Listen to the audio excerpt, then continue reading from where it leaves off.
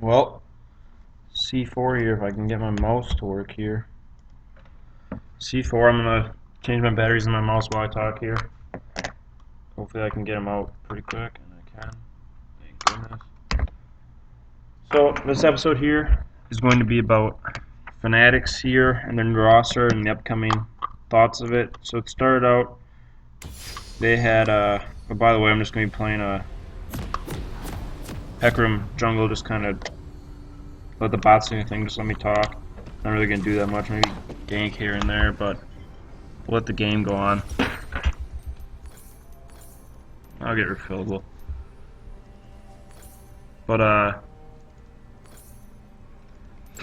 so the year they went, at Worlds, they had a real disappointment, didn't make it to groups there. I'm sure they were hoping to.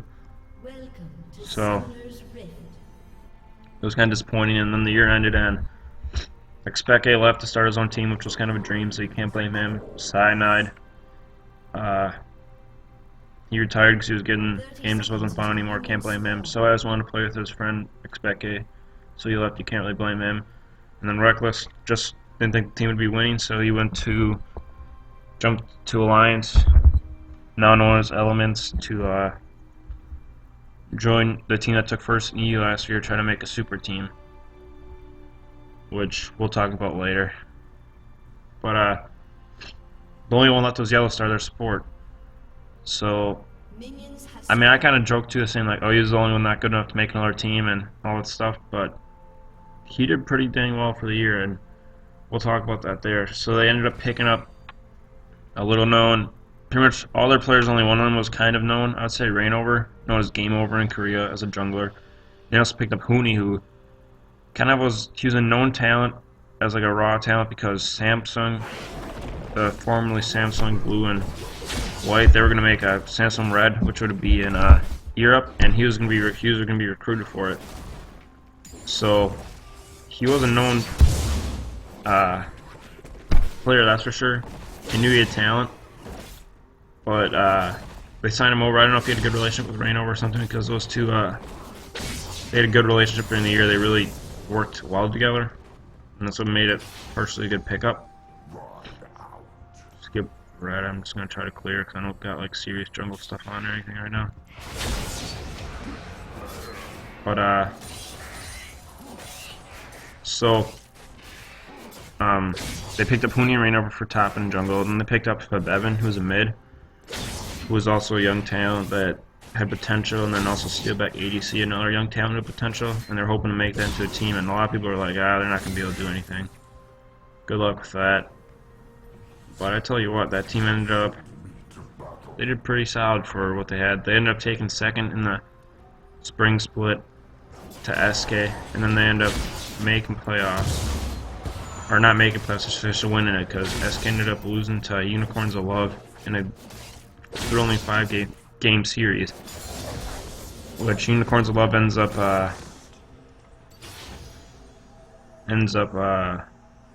playing Fnatic pretty tough, but they end up losing.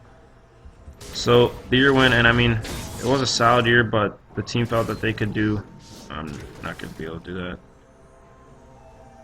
They felt that they could do better with a new ADC, so they were going to get rid of Steelback, and they told them that before they had to go to MSI, the Midseason Invitational.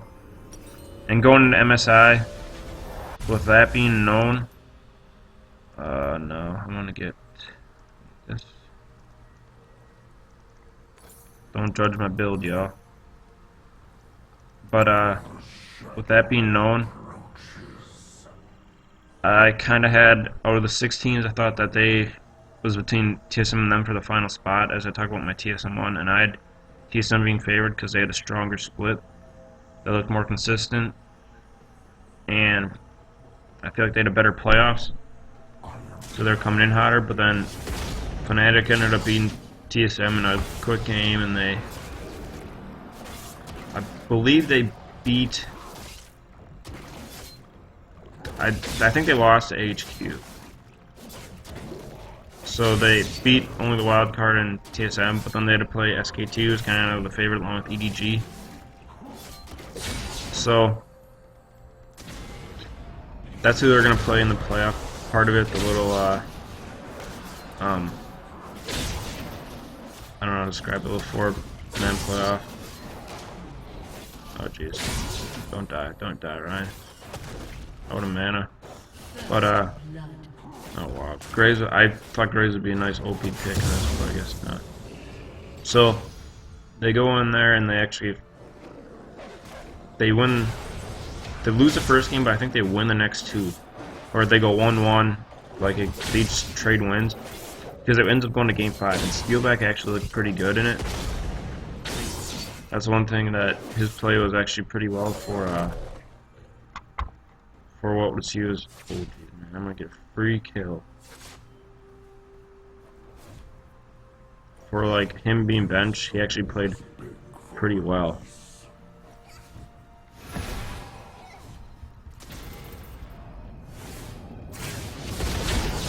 Oh wow. Okay, I'm not. No comment.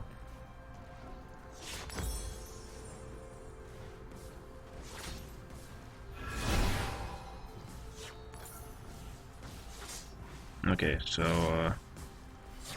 yeah, we're gonna go with that. But I'll let you move up the ante too. So pick up this farm.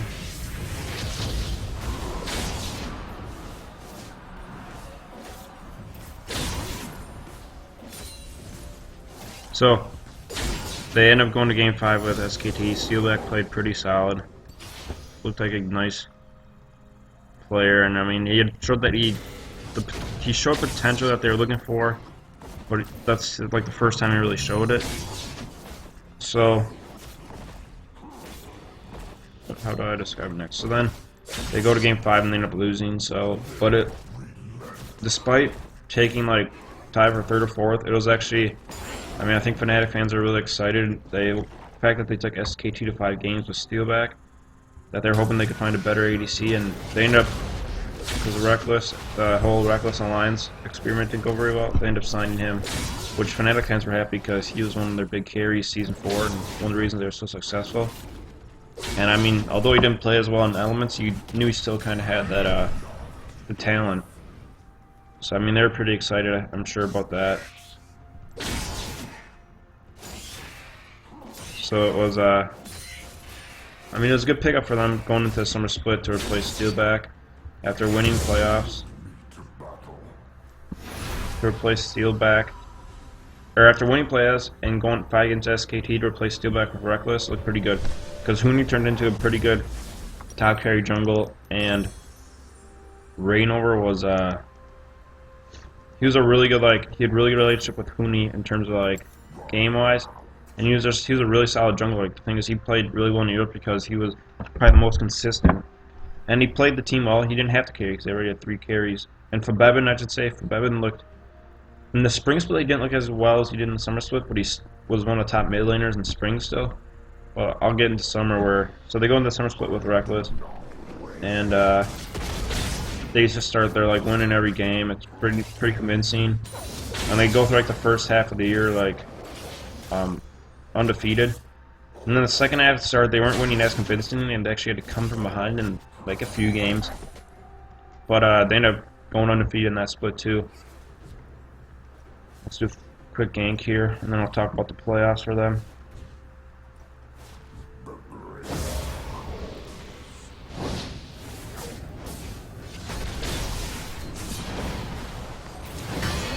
Boom. So I'm gonna go take this and then blue. So they go into playoffs and they beat Unicorns 11 the first one, which they're then a lock for to make it to Worlds, even though they might have been before that. Actually, I think Unicorns 11, if they won, they'd have the most points. They'd be guaranteed the most points, so they would have made it. But they lost, so they went over to Fnatic, who then beat Origin in the finals. But the thing was, Origin won the first game, and this was the first time that Fnatic actually like just got stomped. Like, it was that first game, Origin just crushed them. So then the second and third game they won, and the fourth game they were actually winning, I believe. But then Origin came back and won, so it went to game 5. People were like, well, for the team that was so good, if they happen to lose the series, I mean, that wouldn't be what you want going into what you would want going into Worlds. And if Origin were to win, they'd be like one of the locks for Worlds. So, I mean, I'm sure Fnatic wanted to beat them just for the sense that. An ally has been slain. Come here, Malfoy, you.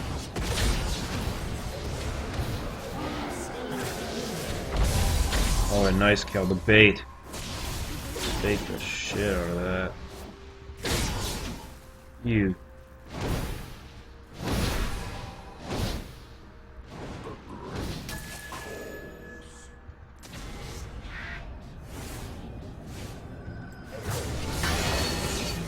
Okay, so they would want to beat Origin just for the fact that if Origin makes it, they're a tough team to beat. So it'd be smart to try to beat them so that they wouldn't be able to make it to Worlds. Like, you want Europe to represent its best, but I'm sure Fnatic, they're also thinking like, okay, like Origin's a good team. Let's try to do our best that they're not for sure at Worlds here, because if we do play them in the finals or semifinals, they can beat us. They proved it right here. So I'm sure they want to beat them, man. Going into Game 5, they ended up, I don't want to say they crushed Game 5, but I think they won it pretty convincingly. So they were going as EU's #1 seed into Worlds, and they got a group draw of Cloud9, who just barely made it into Worlds, HQ, the top from Taiwan, let me see here, and the last one was IG, Invictus Gaming, who was kind of one of the, they were one of the teams that was kind of like hot and cold, or like their best is one of the best, but they can also play one of the worst type, like, I don't want to say game styles, but like in terms of gameplay. So people thought like, okay, it's going to be between IG, Fnatic, and HQ to make it, and then after the first week, Cloud9 goes up 3-0. Fnatic's 1-2. I think HQ was 1-2, and then IG was 1-2. So the three that were supposed to be contending were all 2 games behind. And then Fnatic ends up 3-0 the next week, so they make it out of groups as first. And then they have to go against EDG, who probably about maybe a month before Worlds was thought to be good, but then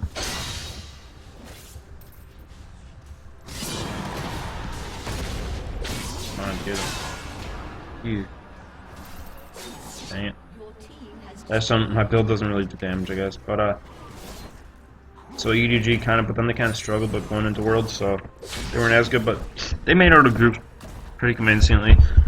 But Fnatic kind of stomped them in the series. I mean, EDG, like, the one game that they were winning got remade, and then it was just kind of, Fnatic got do-over and just continued to stomp. So then they got moved on. They had to play, it was, their next matchup would have been Coup Tigers or KT. And KT is a team that they're my favorite Korean team, and I thought they were maybe a top 3 chance at going to Worlds. In terms of, like, I thought that they had one of the better odds at winning it. And who I wasn't as set on, they looked kind of ugly in group stages, and they were, in terms of, I mean, they weren't lucky to make it in, but it was like, they weren't one of the favorites, that's for sure. Trying to lead. Oh, baby.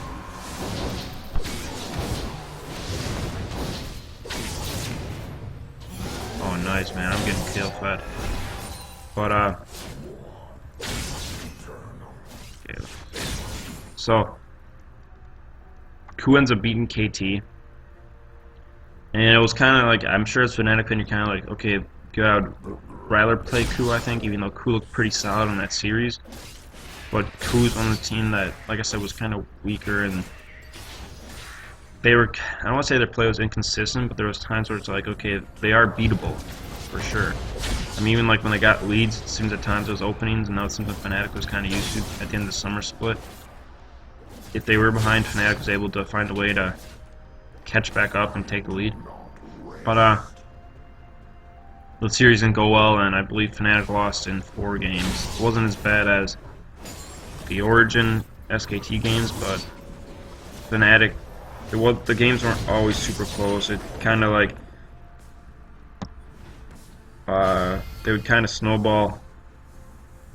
Who would kind of snowball their lead ahead. Okay, I'm gonna try to get a kill here.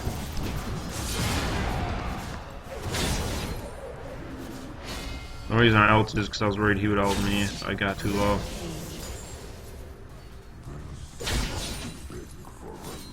So, gonna head back like that. Super fed, you know.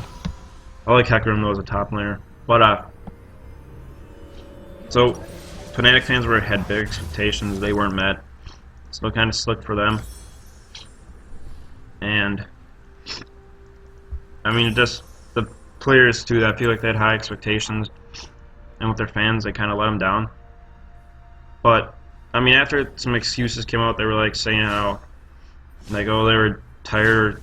I can't even remember what it was. I think it was that they were tired. But, and there was like, they were just worn out, I think was the big one. That's how I would describe it. But it was like, that's the only thing that kind of like, I don't want to say tarnished it, but it was kind of like, okay, you lost. Who was a good team? They beat you guys. Like, you don't gotta make an excuse. You had a really good year too, so it's like you're not gonna win every year. They weren't really the favorite going in, anyways. But it was like,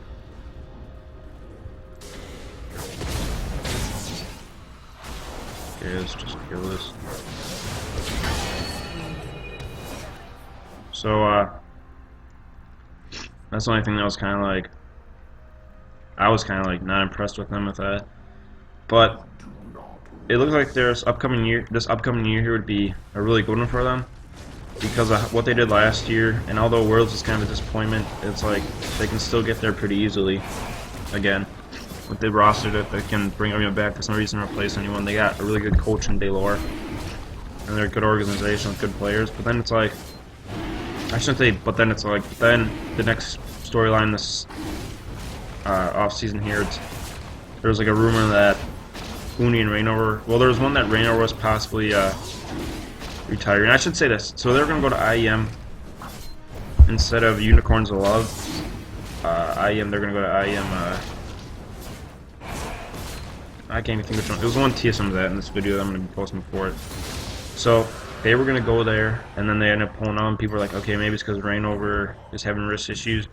Then the rumor comes out that Huni and him might possibly be leaving the team to join a different one. And I mean, as a Fnatic fan, at first you're kind of like, okay, yeah, that's baloney, that's not going to happen, but there's a possibility. And of them losing, it wouldn't be the worst thing. They are replaceable at least, but it wouldn't have been great. And then the rumor was too that Huni was maybe going to ADC, which I thought was funny. But overall, it was I'm gonna give this gank here quick. Now I'll talk about if Huni and Rainover make the right decision or not. It's not really a gank, this is just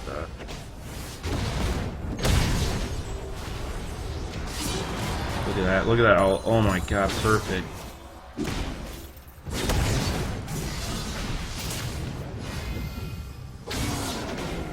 Come here, you. Oh, that didn't.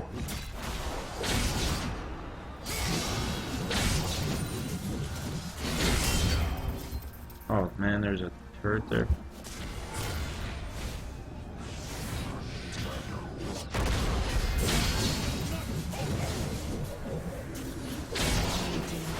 Okay, I'm a beast, you know me. But so Huni and Rainover, they do end up leaving, and now they're going to be playing for Immortals and NA, and they got some slack. The one thing I didn't like about those situations is that I wouldn't say a lot of them, but some Fnatic fans like also were like, yeah, Huni's not even that good. They're not even that good, so it's not even bad. It's like, I mean, they had a good year for you. They did a lot of things that you don't got to be salty about them leaving for possibly more money when careers are short as is. I mean, a lot of people have probably done the same thing in those shoes, you know what I mean, in their shoes. But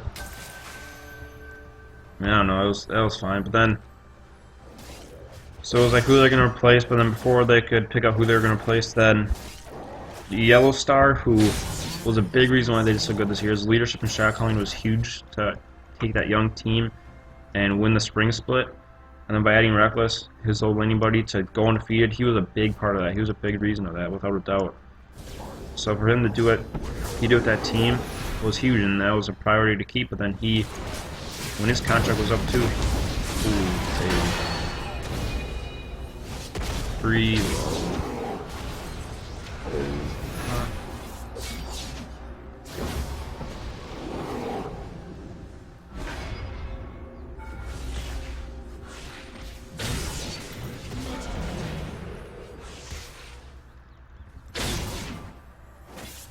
So he was a big part of keeping the team, but then also there was rumor that maybe he was leaving too to go to NA.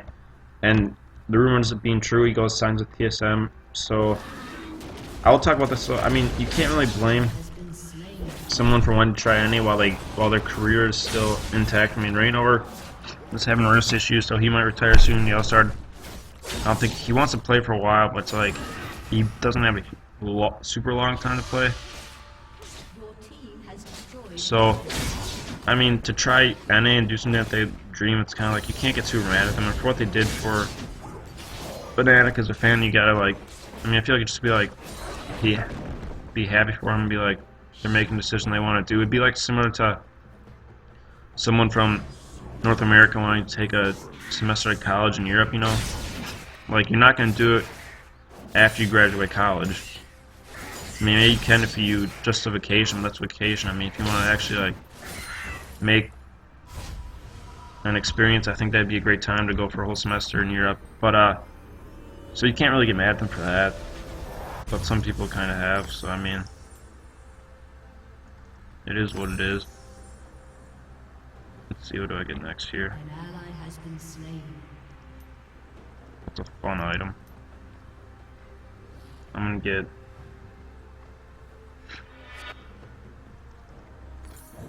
Fnatic, baby. Oh man.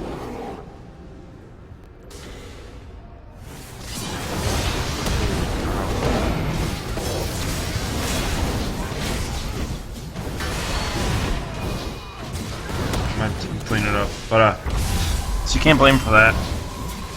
So we'll move on to that they to try to replace those members. So Bevan. Reckless was already under contract, and Bevan decided to stay. He's been a little salty, but I wouldn't say he's salty about it, but I mean, he's kind of joking around too when he does it, but I feel like honestly he's kind of mad that the team left, because part of the reason why he stayed is because he wanted to continue the success they had, and the other players didn't.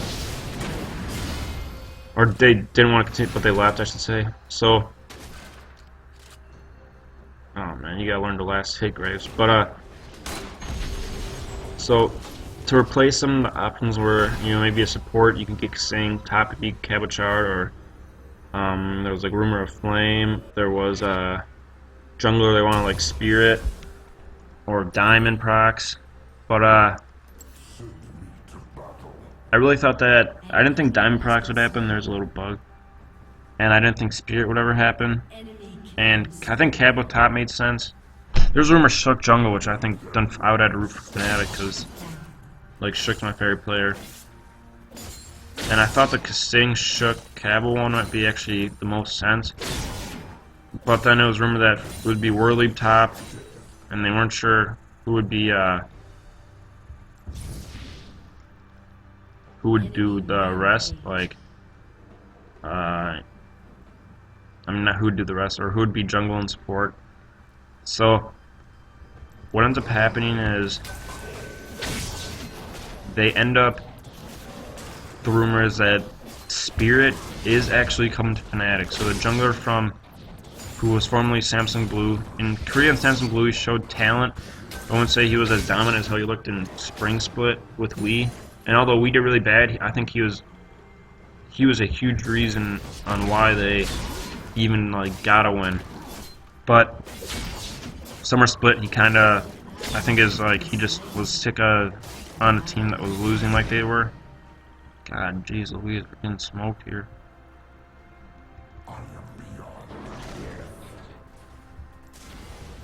So, the rumor is that he's going to be signed with them, and then that it would be top laner to be Gamsu from Dignitas. Now I'm going to talk about Gamsu for a little bit here. So Gamsu, really, in all honesty, isn't a bad player. but for like people saying like, oh, like he carried Dignitas and all that stuff. Well, he got the highest gold share from the top lane in NA, but his stats didn't back it up. So that's the only thing you gotta look into that could be negative. I mean, he's with an organization like Fnatic, I guarantee he'll play better than he did at Dignitas.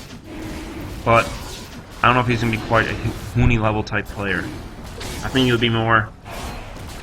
I mean, I think he'd be a top 3 top laner in EU, but Huni was arguably the best last year.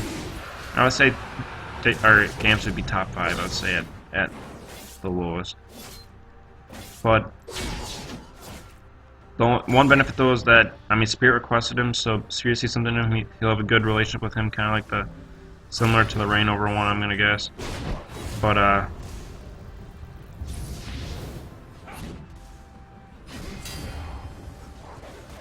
just gonna let this be here. I'm gonna let that thing do work.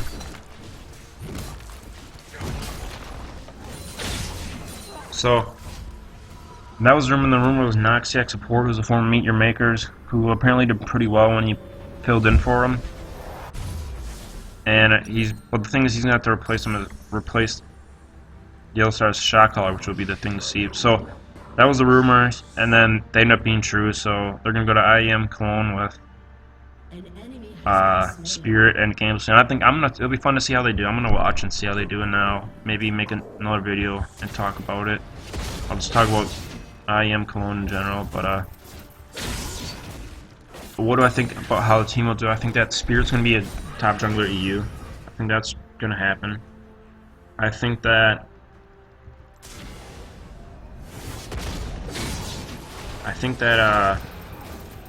Dignitas will be top 5. I think Noxiac won't be terrible, but he's not gonna be Yellowstar. He's laned with Reckless before, so that's a positive.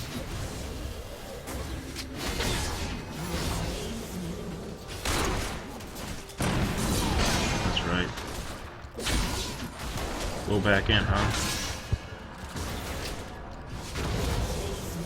So I think that's positive. Things on how a shot calling will be, that'll be the big difference. I think Reckless will be up there, obviously. Of course, I think for Bevan, after what he did at Worlds, I think he's the top. Him and Bjergsen, I think, are 1A, 1B in terms of Western mid laners. And I think other people say, like, oh, Bevan's better or not. Well, Bevan did have a better Worlds, but he also was on a better team. He did have the shot call. And I think the fact that Bjergsen has proved a lot, too. I think Bjergsen proved that he's played like Bevan has, and I think it'll be fun to see this year. I think Bjergsen will show that him and Bevan are on the same level. And I think there's no reason why they shouldn't be. I mean, the reason why people, I think, won't rate them equally is partially because of the NAEU thing, which I think is stupid. I think both of them are I think both of them equally are great players and great Western mid laners. I mean, they both can maybe be top 5. I would say for Bevan and Bjergsen would be like both could hit top 5 in the world. So I think that Ross just got talent in terms of Reckless for Bevan and Spirit. And I think Gamps has got potential in Noxiac too. I mean, we'll see what he can do. So they got, I mean, like I said, they got potential. The team's definitely got potential. That's without a doubt. Place this here. Do this. So, if I had to pick the spot, I'm gonna say, with a new team, I'm gonna say they take 3rd or 4th. I think Orton takes number 1, which I'll talk about, and I think Vitality or H2K, depending on how they can be, might do a little better. At least in the spring split. The summer split they can do better, and we'll see after IEM Cologne if they're better. But I think that's where I'd put them for now. Okay, I'm gonna have to sell something to get invited. But I mean, I don't want to take too much into that. I think the team overall, with Daylor as a coach, this is something I forgot to talk about too. I think there was a rumor that Huni left too, because not that he didn't get along with Daylor, but Daylor, I will say this, he seemed kind of, Huni likes to have fun, and he kind of shut that down. I mean, there's rumors that St. Vicious said that aren't true, but he just seemed like kind of a strict coach. Like, he's here to win, and that's what he should be there for. But I mean, I think part of it is that it restricted Huni, and Huni wasn't the biggest fan of that, even though I do think he liked Fnatic, but I don't think the two necessarily got along all the time. So that was one thing that was like, or reason when he left. But I think the lore as a coach is great.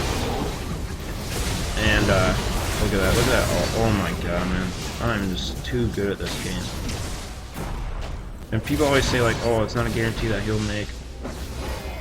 Oh, you know, it's like he's like, it's not a guarantee he'll make worlds, but yeah, right. I'm gonna make worlds. You see this? So, I just realized I said he's not gonna make worlds. I meant I need to work on my video. I tell you what, guys. Anyone who's watching this, you know, right? Yeah, you do. But so I think that with the lore and the talent they got, they're still gonna be up there, and they have potential to be a top again. We'll see. If they get top again, I think that they're not gonna finish top with just the way that they. It's amazing what they did last year. If they do it again, that'd be amazing. I'm surprised people leave their organization as is. The only reason I can think of is that those players wanted to go to NA just to experience it, which, like, okay, that's fine. I mean, I don't see why people get mad at that. I mean, I can see why they get mad. It'd be like if someone left a sports organization that you like to, and, I mean, I can see myself getting mad at that. But it is what it is sometimes.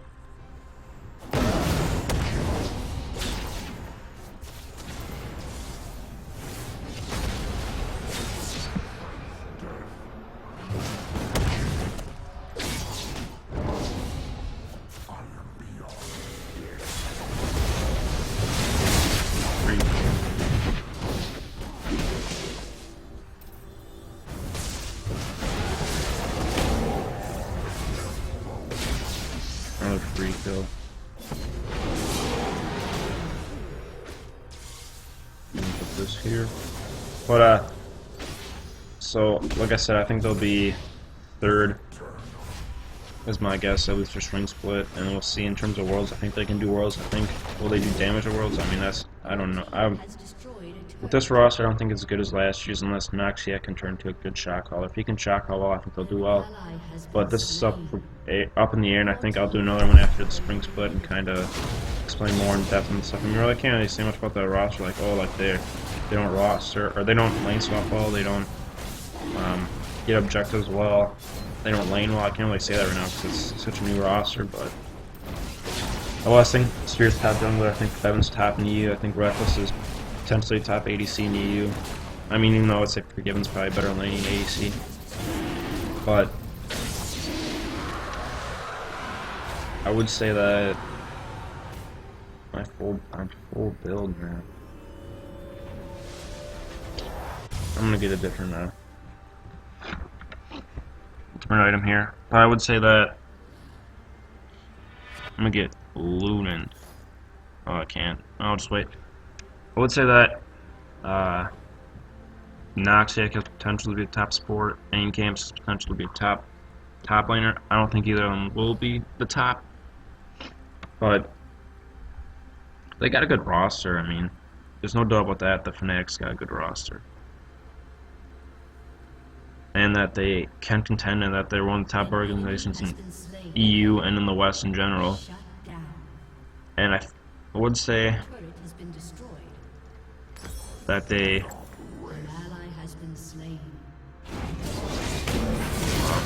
should I go for the back door? But I would say that anything below top 5 would be a disappointing year for them. I don't think that's going to happen. They're the reason why EU got to say that EU's better than any this year.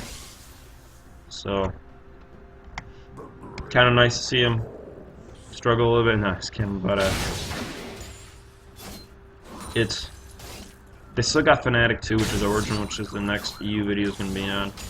But you know, it is what it does.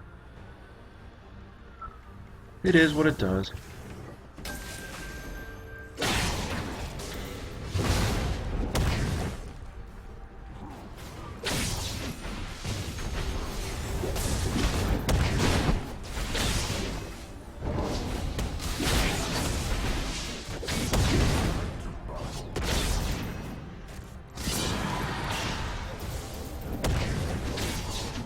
Are you kidding me?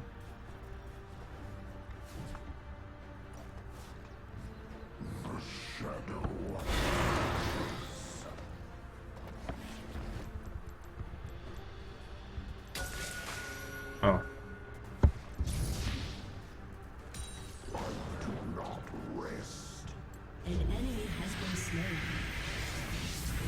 Get a kill here.